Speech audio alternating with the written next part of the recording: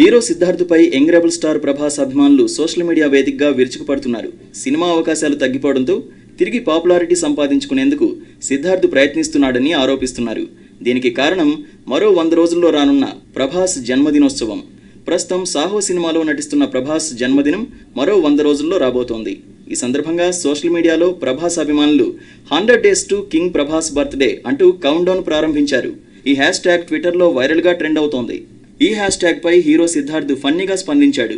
465 days to king Prabhas next birthday after this one hash tag thrills but kills అని comment చేశాడు. దీంతో తమ hero ప్రభాస్ను Siddharth అవమానించాడంటూ అభిమానులు ఫైర్ అవుతున్నారు.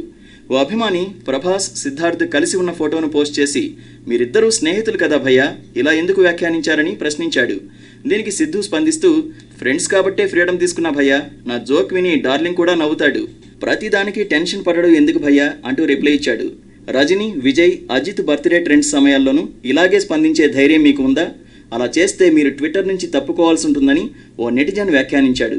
దీనికి సిద్ధార్థ్ స్పందించాడు, రోజురోజుకు హ్యాష్ ట్యాగ్ అనేది జోక్గా మారిపోతోంది, దీనికోసం ట్విట్టర్ను వదిలేయాల్సిన అవసరం లేదని సిద్ధార్థ్ అన్నాడు.